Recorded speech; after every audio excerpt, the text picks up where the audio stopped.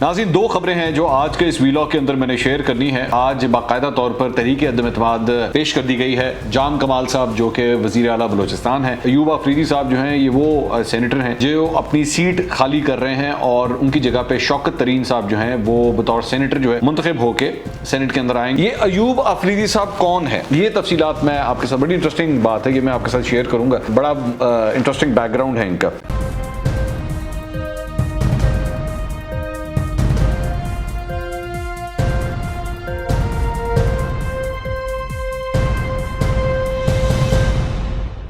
अस्सलाम वालेकुम नाज़रीन, मैं हूं मंसूर अली खान। अपने YouTube चैनल के ऊपर आपको खुशामदीद कहूँगा। सबसे पहले आपसे दरख्वास्त के चैनल को सब्सक्राइब करना मत भूलिएगा और बेल आइकन ज़रूर प्रेस कीजिएगा। नाज़रीन, दो खबरें हैं जो आज के इस वीलॉग के अंदर मैंने शेयर करनी है और दोनों का ताल्लुक जो है वो सियासत के साथ ही है।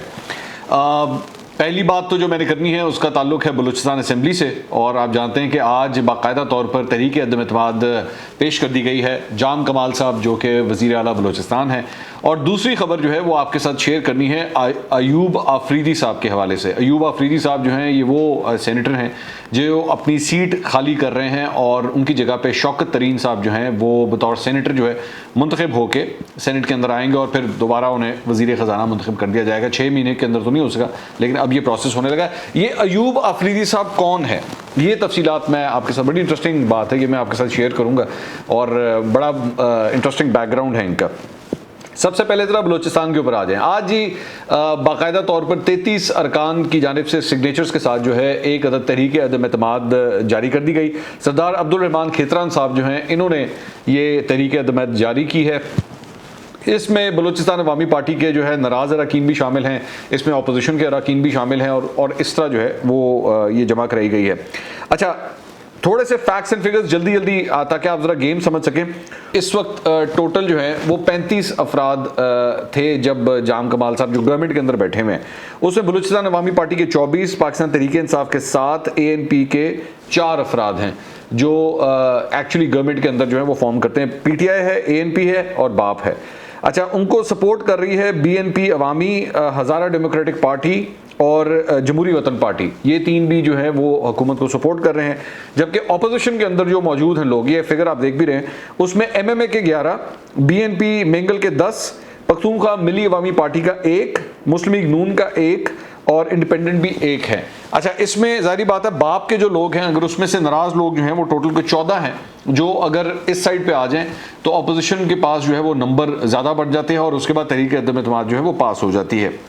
लेकिन इंटरेस्टिंग बात यह है कि आज ये जो बाप के जो 14 अफराद थे, इसमें से 5 अफराद पहले वो असम्बली के अंदर नहीं आए, जबकि इस सिलसिले में जो नाराज़ अरकान थे उन्होंने ये इल्ज़ाम भी लगाया कि जी वो कहीं लापता हो गए हैं या वो कहीं गिरफ्तार हो गए हैं। लेकिन उसके बाद इन 5 में से एक साहब जो हैं, जो लाला रशीद हैं, वो असम्बली के अंदर आ गए। लेकिन 4 अफराद जो हैं, जब तक ये वीलॉग रिकॉर्ड हो रहा है, वो ट्रेसेबल नहीं थे। वो किधर हैं, क्या उन्होंने अपनी हिमायत से वो दस्तबरदार हो गए हैं, नाराज़गी ख़त्म कर ली है जाम कमाल साहब से, इसके बारे में अभी कुछ नहीं पता।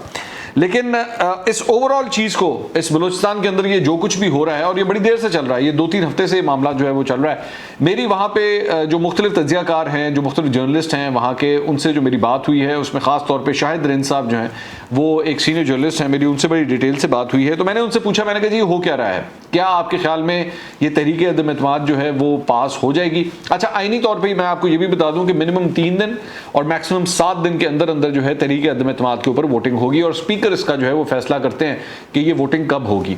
तो अगर आप इसको मिनिमम 3 दिन भी आप रख लें तो 3 दिन एक बड़ा टाइम होता है जिसमें बहुत सी चीज़ें जो हैं वो सेटल हो जाती हैं और फिर मामला जो है वो चेंज भी हो सकते हैं, नाराज़गियाँ पता बढ़ भी सकती हैं, ये भी हो सकता है। लेकिन अभी तक की जो सूरत हाल है, जो मुझे वहाँ से फीडबैक मिला है, वो ये है कि मुश्किल है कि ये तहरीक अदम एतमाद पास हो सके।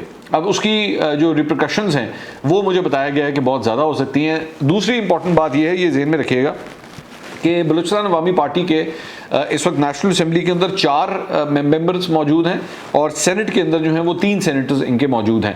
और ये सारे के सारे 3 सेनेटर्स और 4 नेशनल असम्बली के लोग जो हैं ये नाराज़ अरकान में शामिल नहीं हैं, ये मतलब जाम कमाल के साथ ही खड़े हुए हैं और ये इनका सबका ताल्लुक जो है वो और सादिक संजरानी के साथ जो है वो इस मामले के अंदर खड़े हुए हैं।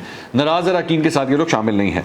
तो इस वक्त जो मौजूदा सूरत हाल है, इसके अंदर 2 लोग और बड़े इंपॉर्टेंट हैं अपोजिशन की सपोर्ट के लिए, उसमें सनाउल्लाह ज़हरी साहब और जीनत शाहवानी साहिबा।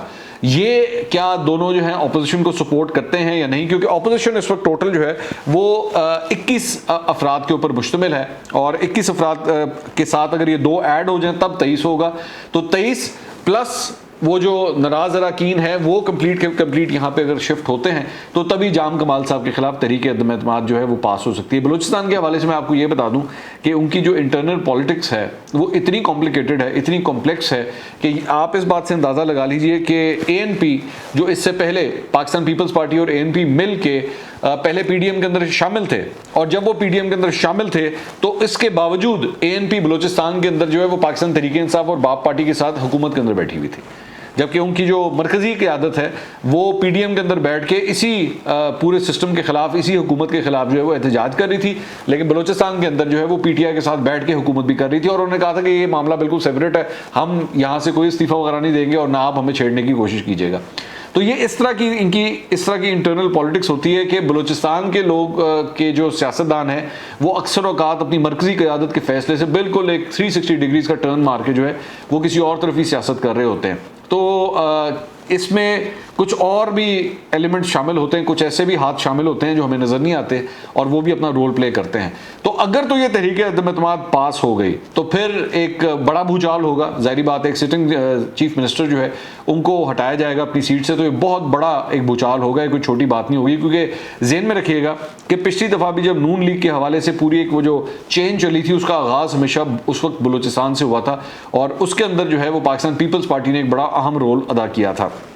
इस बार भी ये ज़हन में रखिए कि पाकिस्तान तहरीक इंसाफ का जहाँ तक ताल्लुक है तो पाकिस्तान तहरीक इंसाफ में भी जो यार मोहम्मद रिंद जो पाकिस्तान तहरीक इंसाफ के जो पार्टी के सरबराह हैं उन्होंने अपने ओहदे से पहले इस्तीफ़ा दे दिया था। ठीक है, यार मोहम्मद रिंद साहब ने उन्होंने अपनी PTI की बलूचिस्तान की जो सदारत है उससे इस्तीफ़ा दे दिया था, लेकिन उसके बाद फिर जाके मामला जो है वो सेटल हो गया और उसके बाद इन्हीं को यार मोहम्मद रिंद साहब को जो है गालबन एक मुशीर बना दिया था वज़ीर आज़म का, तो वो इस कैपेसिटी में फिर इस्लामाबाद के अंदर सेटल कर दिए गए थे।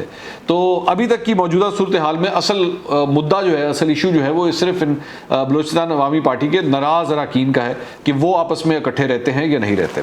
दूसरी जो इंटरेस्टिंग डेवलपमेंट हुई है वो हुई है शौकत तरीन साहब के हवाले से। आपको पता है कि उनको जो है वो 6 महीने के अंदर अंदर जो है कौमी असम्बली या सेनेट के अंदर जो है वो इलेक्ट होना था, लेकिन वो नहीं हो सके और उसके बाद उनको अल्टीमेटली वहाँ से डी नोटिफाई किया गया और उसके बाद उनको मुशीर बनाए, वो उनको बना दिया गया, स्पेशल असिस्टेंट उनको बना दिया गया फॉर रेवेन्यू एंड फाइनेंस।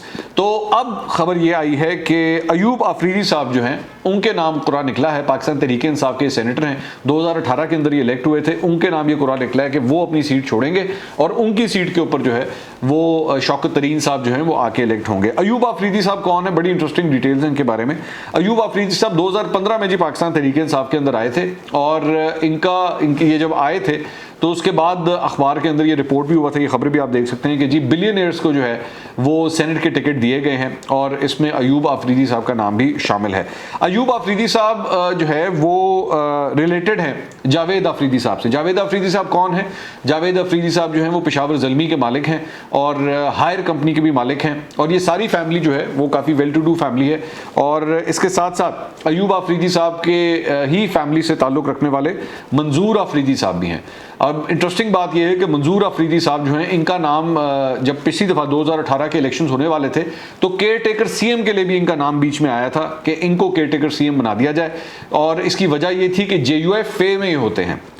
मंजूर आफरीदी साहब JUI फे में होते हैं, अयूब आफरीदी साहब पाकिस्तान तहरीक इंसाफ में होते हैं।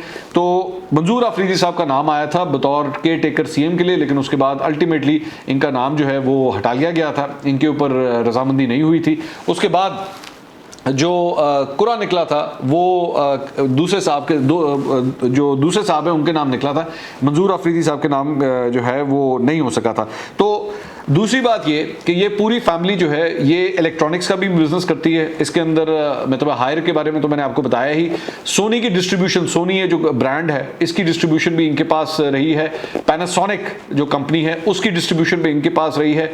अब मुझे अब नहीं पता ये अब ये उसका काम करते हैं कि नहीं, लेकिन गालबन ये एक ज़माने में जो है वो सिल्क का काम भी करते थे और इसके साथ साथ टायरों का काम भी करते थे। फाटा और इन एरियाज़ के अंदर जो है वो KP के अंदर इनका वहाँ से बिज़नेस अगवान ट्रांजिट ट्रेड के थ्रू जो बिज़नेस है वो काफ़ी हुआ करता था। तो अब ये मतलब इस हायर कंपनी की तरफ जो है आ चुके हैं और ये जो पेशावर ज़ल्मी जो क्रिकेट की टीम हमारी जो PSL के अंदर खेलती है उसके अंदर भी ये अब शामिल है। तो ये इनका बैकग्राउंड है। इन्होंने ये फैसला किया है कि ये अपनी कुर्सी जो है वो खाली कर दें और अब इनकी जगह पे शौकत तरीन साहब को जो है वो लाया जाएगा। अगली व्लॉग में दोबारा मुलाकात होगी। अल्लाह हाफ़िज़।